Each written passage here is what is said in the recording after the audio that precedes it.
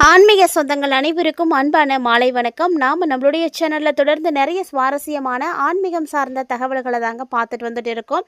அந்த வரிசையில் இந்த பதிவில் என்ன பார்க்க போகிறோம் அப்படின்னா, வரக்கூடிய நாட்களில் மகர ராசி நேயர்களுக்கு என்ன மாதிரியான விஷயங்கள்லாம் அடுத்தடுத்து நிகழப்போகுது அப்படின்றத பற்றி தான் தெரிஞ்சுக்க போகிறோம். இது மட்டும் இல்லாமல் ஆன்மீக ரீதியாக என்ன மாதிரியான வழிபாடுகள் செய்யலாம், என்ன மாதிரியான பரிகாரங்கள் செய்யலாம் அப்படின்றத பற்றியும் தொடர்ந்து பார்க்க போகிறோம்.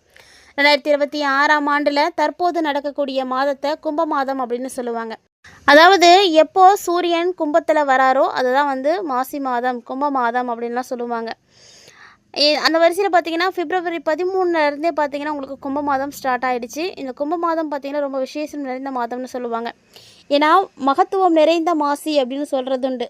நிறைய நன்மைகளை தரக்கூடிய இந்த மாசி மாதம், குறிப்பாக பிப்ரவரி 21க்கு அப்புறமா பார்த்தீங்கன்னா உங்களுக்கு மாசி மாதம் தான் நடந்துட்டு இருக்கும். ஸோ அதனுடைய அடிப்படையில் நிகழக்கூடிய விஷயங்களை தொடர்ந்து பார்த்து தெரிஞ்சுக்கலாம். அதுக்கு முன்னாடி நீங்களும் நம்ம சேனலை சப்ஸ்கிரைப் பண்ணாமல் இருக்கீங்க அப்படின்னா மறக்காமல் சேனலை சப்ஸ்கிரைப் பண்ணிக்கோங்க. கூடவே பக்கத்தில் இருக்கிற பெல் சிம்பிளையும் கிளிக் பண்ணிக்கோங்க. அப்போ தான் நாங்கள் போடக்கூடிய வீடியோக்கள் எல்லாமே உங்களுக்கு நோட்டிஃபிகேஷன் உடனுக்குடன் வந்தடையும். நீங்களும் பார்த்து பயன்பெறலாம். வாங்க வீடியோக்குள்ளே போகலாம். மகரம் ராசி. மகர ராசி நேர்களை பொறுத்த வரைக்கும் வரக்கூடிய நாட்கள் உங்களுக்கு யோக பலன்கள் அதிக அளவு கிடைக்கக்கூடிய நாட்கள் அப்படின்னு சொல்லணும். ஆனால் இந்த டைமில் நீங்கள் கவனமாக இருக்க வேண்டிய விஷயம் என்னென்னா, உங்களுடைய வார்த்தைகள் தாங்க.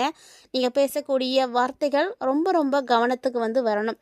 அதாவது நம்ம பேசக்கூடிய வார்த்தைகளில் இருக்கக்கூடிய பிரச்சனைகள் நமக்கு தெரியவே தெரியறது கிடையாது. அதெல்லாம் தெரிஞ்சிக்காமலே நம்ம வார்த்தைகளை பேசிடுறோம். அதனால் அந்த ஒரு விஷயத்தில் ரொம்ப கவனமாக இருங்க. இது வரைக்கும் உங்களுடைய ராசியில் பயணித்து வந்த சனி பகவான் இப்போ பார்த்தீங்கன்னா முழுமையாக விடுதலை அடைய போகிறாரு. ஸோ சனி விலகிறார் இல்லையா? சனி விலகும் பொழுது கட்டாயம் உங்களுக்கு பிரச்சனைகள் இருக்குது. அதாவது வாகனத்தில் போகும் பொழுது ரொம்ப ரொம்ப கவனமாக போங்க. நிறைய தேவையில்லாத சகவாசங்களை எல்லாம் தவிர்த்துக்கோங்க. உங்களுக்கு எது நல்லதோ அதை மட்டும் செய்யுங்க. அஷ்டமத்தில் வேற கேது பகவான் வந்திருக்கிறாரு. ஏதாவது ஒரு யோசனையை கொடுத்துக்கிட்டே தான் இருப்பார். அதனால் உங்களுக்கு கண்டிப்பாக நிம்மதியான தூக்கம் அப்படின்றது இருக்கவே இருக்காது. அதாவது யார் ஒருத்தங்க சரியான அளவுக்கு தூங்காமல் சரியான சாப்பாடு சாப்பிடாமல் இருக்கிறாங்களோ அவங்களுடைய ஆரோக்கியத்தில் ஆட்டோமேட்டிக்காக பிரச்சனைகள் அப்படின்றது வந்துடும். சொல்லப்போனால் இது ரெண்டும் தான் நமக்கு ரொம்ப முக்கியம். ஆரோக்கியமாக ஒருத்தங்க இருக்கணும் அப்படின்னா நல்ல சாப்பாடு இருக்கணும், நல்ல தூக்கம் இருக்கணும். அப்போ தான் நம்மளால் சிறப்பாக இருக்க முடியும். நம்மளுடைய உடலுக்கு தேவையான முழுக்க கிடைக்கக்கூடிய சக்திகள் எல்லாமே எங்கே இருந்துன்னா நம்மளுடைய உணவில் இருந்து தான் கிடைக்கிது. அதனால் நம்ம சாப்பிடக்கூடிய உணவுகளில் கண்ணும் கருத்துமாக இருக்கணும். தரமான உணவுகள் சாப்பிடணும். நம்ம எந்த அளவுக்கு வேலை செய்கிறோமோ, நம்ம எந்த அளவுக்கு உடல் உழைப்புகளை கொடுக்குறோமோ அந்த அளவுக்கு ஓய்வு அப்படிங்கிறது ரொம்ப முக்கியம். நம்ம ஓய்வு எடுக்காமல் நம்ம வேலை மட்டும் செஞ்சுட்டே இருந்தோம் அப்படின்னா சீக்கிரமாக நம்ம எனர்ஜியெல்லாம் லாஸ் பண்ணிடுவோம். ஸோ அதனால் கவனமாக இருங்க. அதே போல் வேலை, தொழில், உத்தியோகம், வியாபாரம், படிப்பு அப்படின்னு எல்லா இடமுமே, குறிப்பாக மகர ராசிக்காரங்க இந்த இடம்தான் அப்படின்லாம் ஒன்றுமே சொல்கிறது கிடையாது. எல்லா இடமுமே நீங்கள் வெளியில் வரீங்க வீட்டை விட்டு அப்படின்னா கூட ரொம்ப ரொம்ப கவனமாக இருக்கணும். பக்கத்து வீட்டில் பேசுகிறீங்க, இல்லை வீட்டில் இருக்கக்கூடியவங்கள்ட்டே நீங்கள் பேசுகிறீங்க அப்படின்னா கூட கவனமாக தான் பேசணும். ஏன்னா வார்த்தை ரொம்ப முக்கியம்.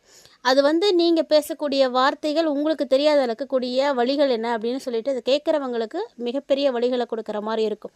தெரிஞ்சோ தெரியாமலோ உங்களுடைய பேச்சிலேருந்து வரக்கூடிய அந்த வார்த்தைகள் அடுத்தவங்களை நோக்கடிக்கிற மாதிரி தான் இருக்க போகுது.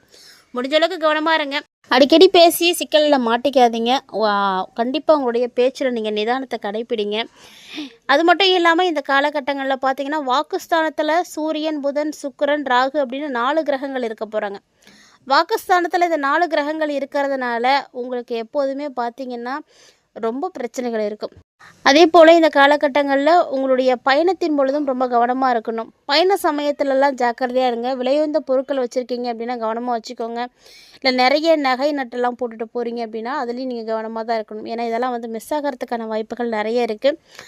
அதாவது நீங்கள் எந்த தப்புமே செய்யலை அப்படின்னாலுமே கூட இந்த காலகட்டங்களில் தேவையில்லாமல் ஒரு சில சிக்கல்களை நீங்கள் சிக்கிக்கிறதுக்கான சூழ்நிலைகள் நிறைய இருக்குது.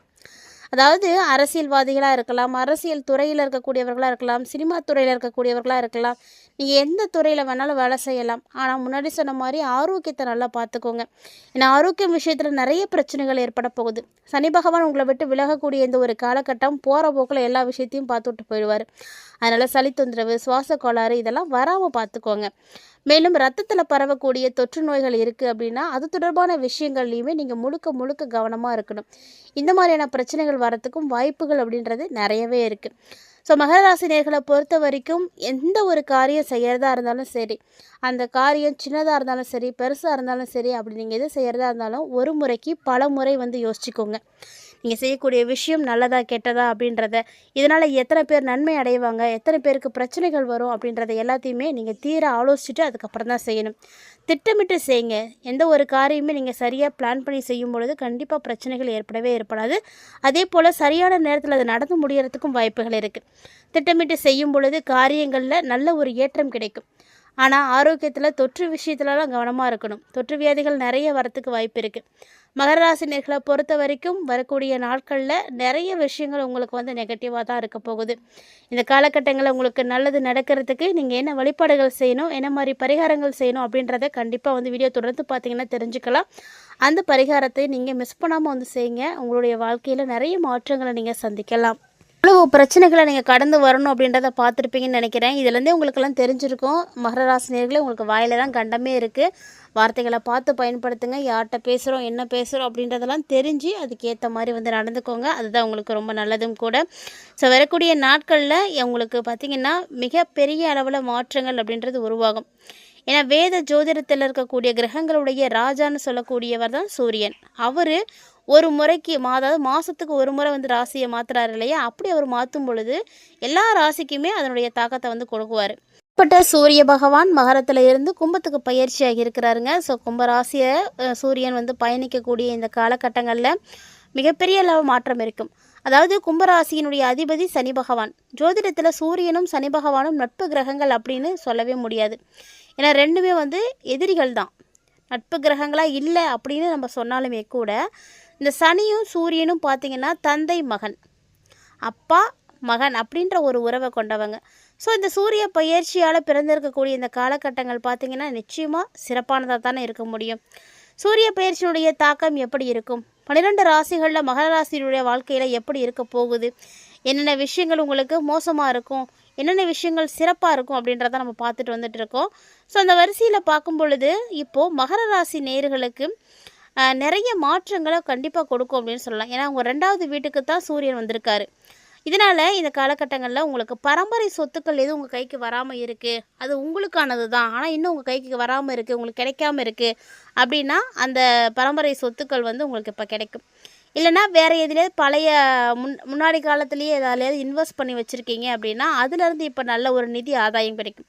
ஒன்று சொத்து கிடைக்கும், இல்லைனா எதுலையாவது இன்வெஸ்ட் பண்ணியிருந்தீங்கன்னா அதுலேருந்து இப்போ உங்களுக்கு ஏதாவது லாபங்கள் வந்து கிடைக்கும். நிதிநிலை ரொம்ப நல்லா இருக்கும். நிறைய பணத்தை உங்களால் சேமிக்க முடியும். மகர ராசி நேயர்களுக்கு இதுவரைக்கும் இல்லாத அளவுக்கு நல்ல ஒரு முன்னேற்றங்கள் இருக்குது. குடும்பத்தில் பார்த்திங்கன்னா ஒரு பரஸ்பரமானது இருக்கும். ஒரு நல்ல ஒரு ஒத்துழைப்பு வந்து கிடைக்கும். நீங்கள் நினைக்க முடியாத அளவுக்கு நிறைய நல்ல விஷயங்கள் உங்களுக்கு வந்து இப்போ நடக்கும். கிட்டத்தட்ட பார்த்திங்கன்னா மகர ராசி நேயர்களுக்கு இந்த அளவுக்கு வந்து நல்லது நடக்கும் அப்படின்னா நீங்களே வந்து எதிர்பார்த்துருக்க மாட்டீங்க.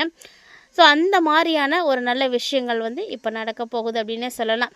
இந்த காலகட்டங்களில் பெண்களுக்கு எப்படி இருக்குது, மகர ராசியுடைய பெண்களுக்கு என்ன மாதிரியான விஷயங்கள் நடக்கும் அப்படின்றத நம்ம கட்டாயம் வந்து தெரிஞ்சுக்கணும். அதை நம்ம தெரிஞ்சுக்கலாம். பெண்களை பொறுத்த வரைக்கும் இந்த காலகட்டங்களில் நிறைய விஷயங்கள் உங்களுக்கு சாதகமாக நடக்க போகுது. ஏன் பெண்களுக்கு இதில் குறிப்பாக சொல்கிறோம் அப்படின்னா, ஏன்னா பெண்கள் வந்து நிறைய விஷயங்களை வந்து சாதிக்கணும் அப்படின்றதில் ரொம்ப குறிக்கோளாக இருக்காங்க. அப்போது அந்த மாதிரியான காலகட்டங்களில் இந்த மாதிரியான பலன்கள் உங்களுக்கு கை கொடுக்கும். ஏன்னா எப்போ என்ன செய்யணும், எப்படி இருக்கணும், எதை செய்யக்கூடாது அப்படின்றதெல்லாம் நீங்கள் தெரிஞ்சுக்கிட்டீங்க அப்படின்னா உங்களுக்கு எந்த ஒரு பிரச்சனையும் கண்டிப்பாக வந்து வரவே வராது. அப்படின்றதுக்காக தான் பெண்களுக்கு அப்படின்னு தனிப்பட்ட முறையிலையும் நம்ம வந்து சொல்லிகிட்டு இருக்கோம். ஸோ பெண்களை பொறுத்த வரைக்கும் மகர ராசிக்காரங்களாக இருக்கீங்க அப்படின்னா இந்த பிறந்திருக்கக்கூடிய காலகட்டங்களில் ரொம்ப பிரச்சனைகள் உங்களுக்கு இருந்துகிட்ருக்கு அப்படின்னா அதெல்லாம் வந்து சரியாக போகும். அதாவது ராசிக்கு 2ல் ராகுவும் 8ல் வந்து கேதுவும் இருக்கிறாங்க. அப்படின்றதுனால நடைமுறைக்கு சாத்தியமில்லாத வாக்குகளை எல்லாம் கண்டிப்பாக தயவு செஞ்சு நீங்கள் கொடுத்துடாதீங்க. உங்களால் அது முடியாதுன்னு தெரியும், நடக்கவே நடக்காது அப்படின்னு சொல்லக்கூடிய விஷயத்த கூட நான் நடத்தி காட்டுறேன் அப்படின்னு யார்ட்டையும் வாக்குறுதிகள் கொடுக்கணும் அப்படின்னு நினைக்கிறாங்க பார்த்தியா, அதுதான் கூடாது அப்படின்னு சொல்கிறோம். இந்த டைமில் சின்ன சின்ன பிரச்சனைகள் அப்படின்றது உங்களுக்கு வந்துகிட்டே தாங்க இருக்கும். எல்லாத்தையும் சமாளிக்கக்கூடிய ஆற்றலும் உங்கள்கிட்ட இருக்குன்றதுனால பயப்படாதீங்க. நிறைய சிந்தனைகள் உங்களுக்கு வரத்துக்கான வாய்ப்புகள் இருக்குது. அது மட்டும் இல்லாமல் இந்த காலகட்டங்களில் உங்களுடைய அன்பு அப்படிங்கிறது ரொம்ப அதிகமாக இருக்கும். ஸோ பெண்கள் பொறுத்த வரைக்கும் நிறைய அன்பு கொண்டவர்கள். அப்படிப்பட்ட உங்களுக்கு இந்த காலகட்டங்களில் நிம்மதியான சூழ்நிலைகள் வந்து நிலவப் போகுது. உங்களுடைய குடும்பத்தில் நீங்கள் பார்த்துட்டு இருந்த எல்லா குழப்பங்களும் நீங்கி நல்ல ஒரு தெளிவு கிடைக்கும். குடும்பத்தில் ஒரு சிலர்லாம் விட்டு பிரிஞ்சுலாம் இருப்பாங்க இல்லையா, அப்படிப்பட்டவங்களாம் இப்போ மீண்டும் வந்து சேருவாங்க. பெண்களே, உங்களுடைய உணர்வுகளை எல்லாம் புரிஞ்சுக்கிறதுக்கான வாய்ப்புகள் வந்து கிடைக்க போகுது. பிள்ளைங்களால் ஏற்பட்ட மன உளைச்சல் எல்லாம் குறையும். சிக்கனமாக இருக்கிறதுக்கு முயற்சி செய்யுங்க, அதுவே போதும்.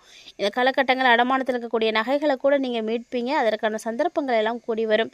புதிய அணிகலன்கள், அழகு, ஆடம்பர பொருட்கள் அப்படின்னு எல்லாம் வாங்கி மகிழ்ச்சி அடைவீங்க. ஒரு சில பெண்களுக்கு பார்த்தீங்கன்னா திருமண பாக்கியத்துக்கும் வாய்ப்புகள் இருக்குது. கணவன் மனைவியினுடைய ஒற்றுமை ரொம்ப அற்புதமாக இருக்கும். அற்புதமான நல்ல நேரம். மூத்த சகோதர சகோதரிகள்கிட்ட இருந்து வந்த கருத்து வேறுபாடுகளும் கூட மறைந்து போகும். எல்லா நன்மைகளும் நடக்கக்கூடியதாக தான் இந்த காலகட்டங்கள் உங்களுக்கு அமைஞ்சிருக்கு. மேலும் உங்களுக்கு நல்லது நடக்கிறதுக்கு சிவ வழிபாடுகள் செய்யுங்க. சிவ மந்திரங்கள் வந்து கேளுங்க. சிவநாமத்தை வந்து உச்சரியுங்க. இல்லை உங்களுக்கு வாய்ப்பு கிடைக்கிதுன்னா கோளாறு பதிகத்தை வந்து நீங்கள் கேளுங்க. கோளாறு பதிகத்தை யாரெல்லாம் தினந்தோறும் கேட்குறீங்களோ அவங்களுக்கு அன்னைய தினத்தில் ஏற்படக்கூடிய கஷ்டங்கள் காணாமல் போகும். மறக்காமல் வந்து முயற்சி பண்ணி பாருங்கள். வீடியோ உங்களுக்கு பிடிச்சிருந்தது அப்படின்னா லைக் பண்ணி ஷேர் பண்ணுங்கள். மறக்காமல் கமெண்ட் பண்ணுங்கள். மேலும் இது போல் நிறைய இன்ட்ரெஸ்டிங்கான தகவல்களை எல்லாம் நீங்கள் தொடர்ந்து பார்க்கணும் அப்படின்னு ஆசைப்பட்றீங்களா? அப்போ மறக்காமல் நம்ம சேனலை சப்ஸ்கிரைப் பண்ணிவிட்டு ஃபாலோ பண்ணிக்கோங்க. கூடவே ஆன்மீக ரீதியாக நம்மளுடைய சேனலில் கொடுக்கப்படக்கூடிய எளிமையான பரிகாரங்களையும் தொடர்ந்து செய்து பயன்பெறுங்க.